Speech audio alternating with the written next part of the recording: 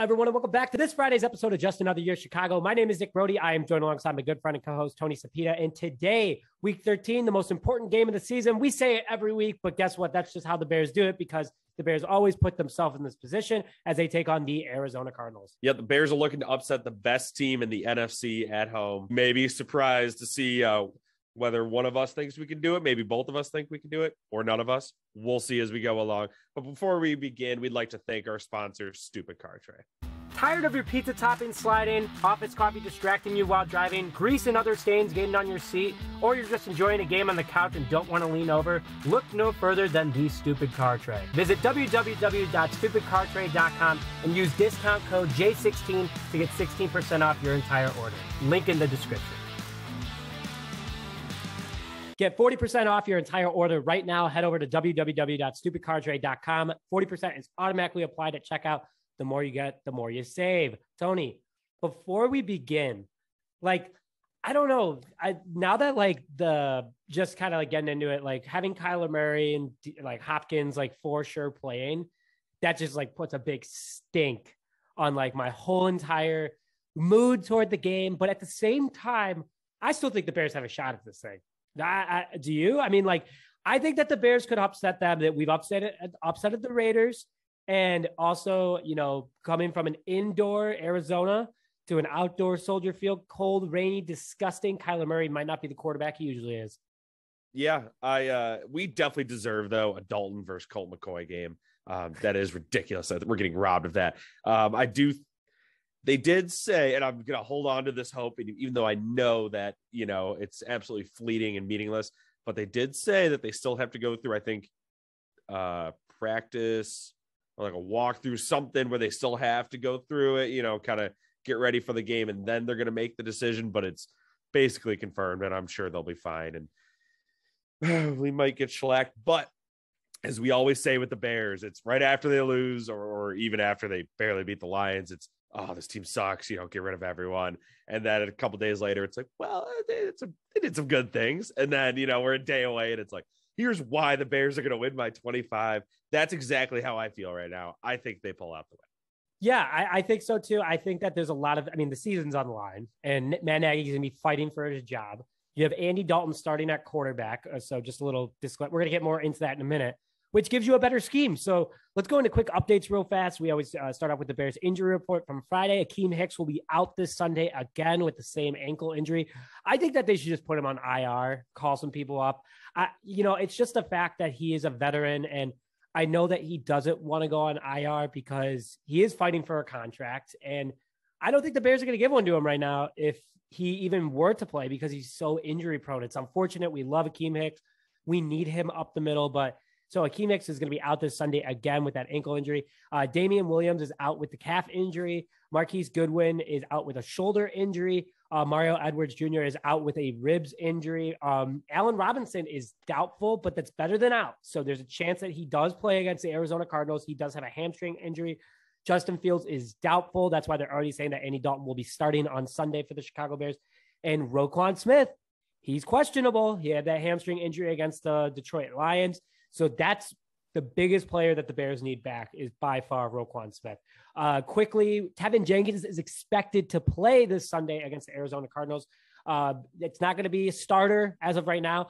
They will activate him tomorrow on Saturday from IR protocol. Roquan Smith, again, also has not been ruled out, but a hamstring injury is pretty serious. So to be honest, if the Bears are super confident, let's say Hopkins doesn't play, I don't think that the Bears should play Roquan Smith.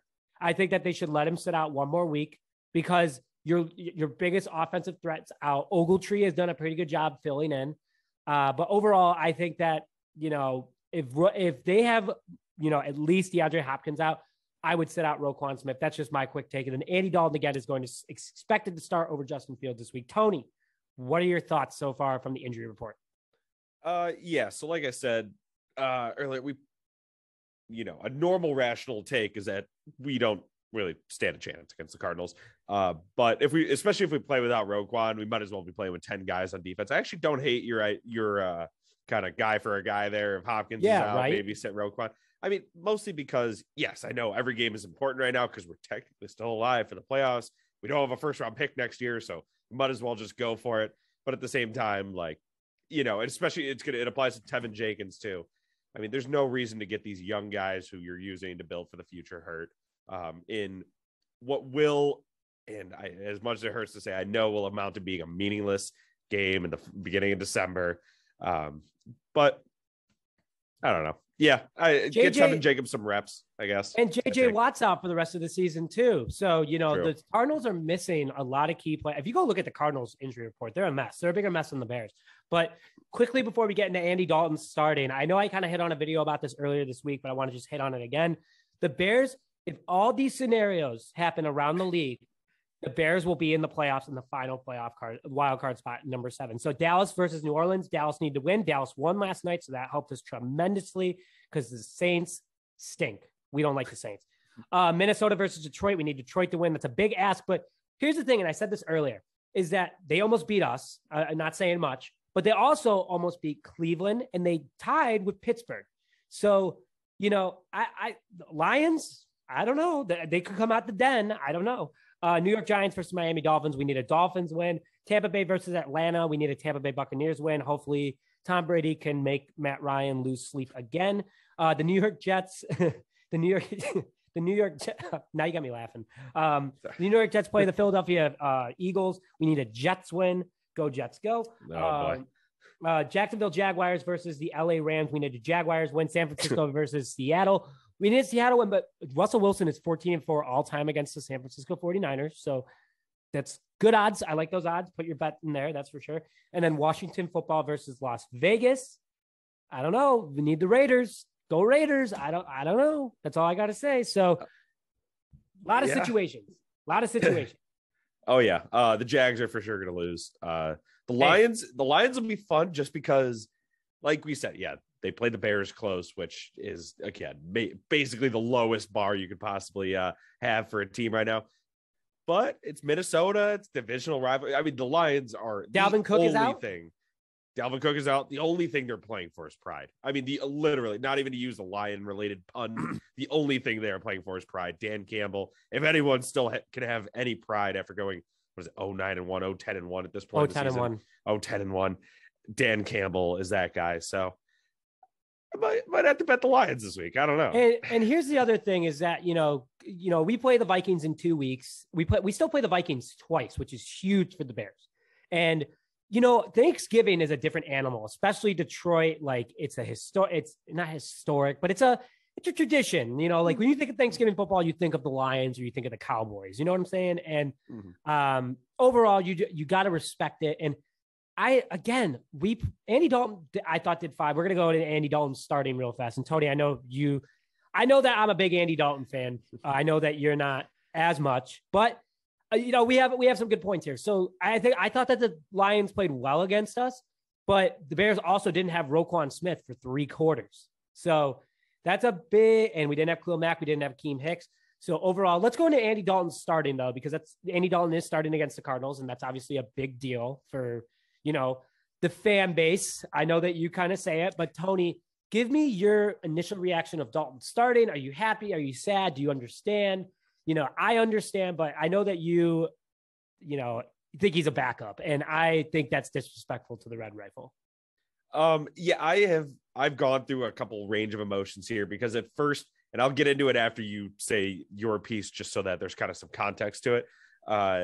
I've kind of flipped back and forth of like, oh my gosh, this guy sucks. Like, I hate that, you know, it's even a conversation. And then now I've come back around to, I mean, he is a nice guy. It's not his fault. He's Justin Fields' biggest cheerleader. Like there's no reason we should be necessarily going against him. I think he's right now in his career, he's an above average backup.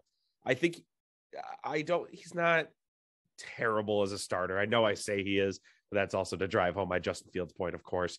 But let me ask you this. Go ahead. Let me ask you this. If you were a Chicago Bears fan back in 2017, are you having Andy Dalton or Mike Glennon or Mitchell Trubisky?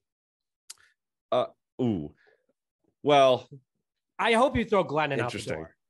Oh, not Glennon. Yeah. Oh, I'm sorry. Yeah. The only thought process. That was a good question. The only thought process between Dalton and Trubisky there. Well, I guess if I'm going back with the knowledge I have now, I'm probably going Dalton.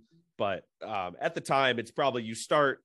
Well, that was the thing where Dalton actually, it made at least a little bit of sense for him to start this year and kind of let Justin Fields learn, because at least he's a good quarterback. Like that whole Glennon experiment, that made no sense. That was just like neck longer than freaking Lake Michigan. You know what that I'm was saying? just like a meat sack that they threw on the field just to be like, okay, like just this guy just isn't ready. Like, let's just not get him murdered. So let me ask you then. Okay. So I'm going to ask you a couple different scenarios and just give me your like, wow. Okay. So Rex Grossman or Andy Dalton in 2006? I got to give Sexy Rexy one more shot if we're going back. Even if I know forget how it. Forget it. I don't even care. Kyle Orton in 2005 or Andy Dalton?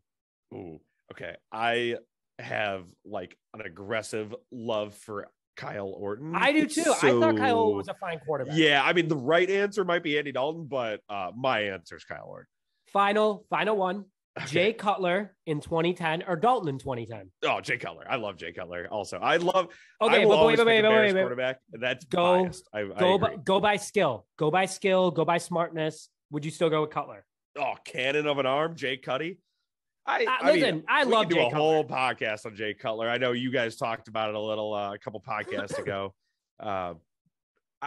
He really did get a raw deal. That's a whole different thing. We can get into that if we want. I'd pick my whole point. Well, no, my whole point here is what I'm getting at. Everyone's probably like, how does this have to do with the Bears and the Cardinals? It's getting to this, is that Andy Dalton is not a backup quarterback. Your stereotypical backup quarterback. The Bears have had actual backup quarterbacks. Josh McCown, Todd Collins, Caleb. I'd take Dalton definitely over those guys if that's Caleb Haney. Like, my God. I liked him in that game too. I was wrong, but I liked him. I just hate that fans I say this all the time, but fans just rip on Dalton. And let me get into my point before you give your rebuttal, and then we'll go into Roquan Smith. So many fans are not a fan of the move to start Dalton. And though some may argue that this is the better route to go, because the season's on the line. There is no doubt about that. The season is on the line today, even with the scenarios, even if we get the scenarios. So Dalton is a more experienced quarterback, almost 40,000 passing yards.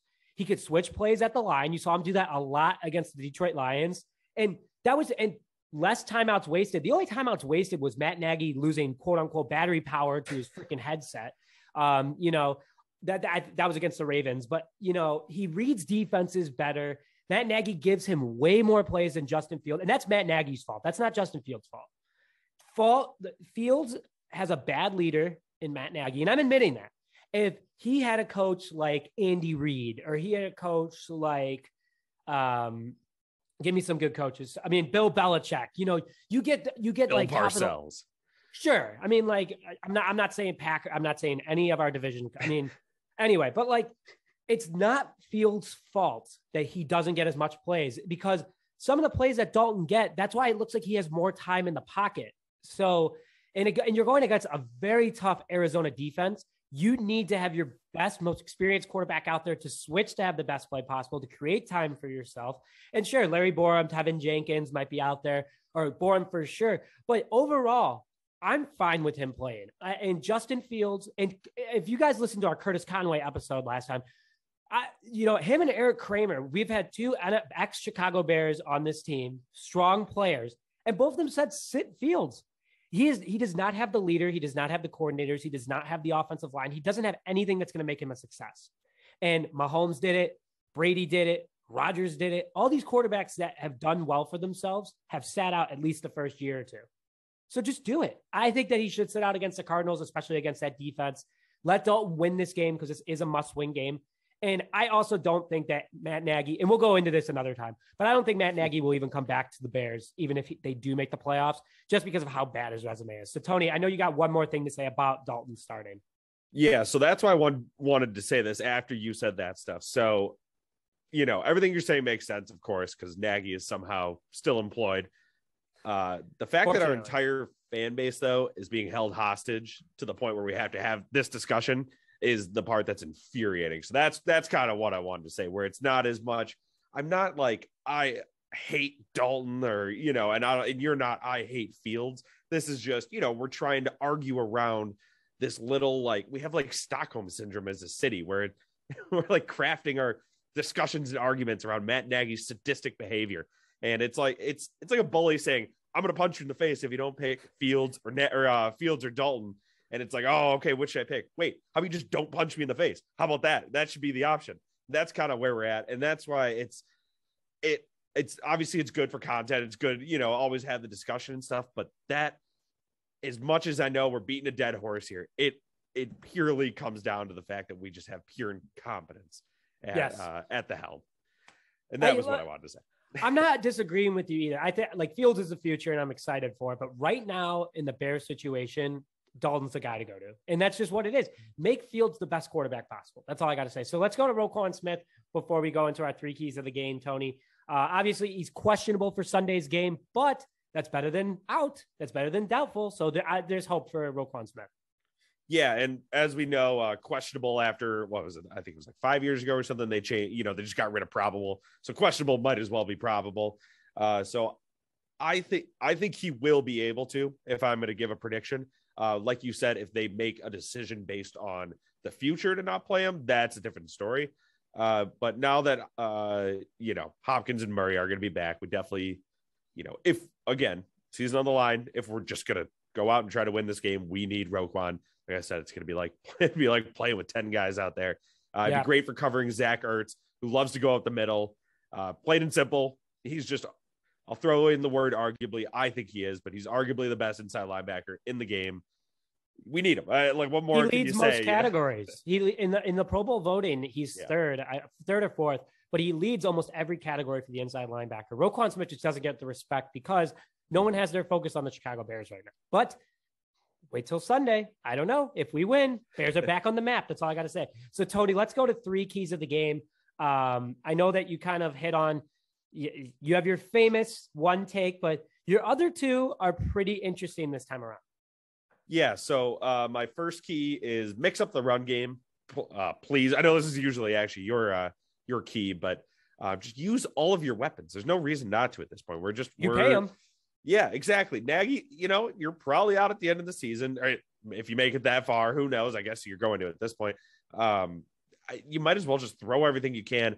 Not using Herbert and only using Monty is like playing, Mortal Kombat, and only using just one attack over and over and over. It might be awesome. It might work, 90% of the time.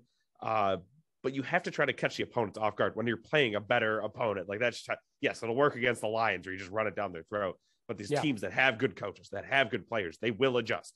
And that's nothing against Monty. I love him so much. He is, just an absolute workhorse back there. But there's no reason not to use, like we always say with Kareem Hunt and Nick Chubb. They're not at that level yet. Maybe will. They will be. I think they genuinely could be if we had a competent coach.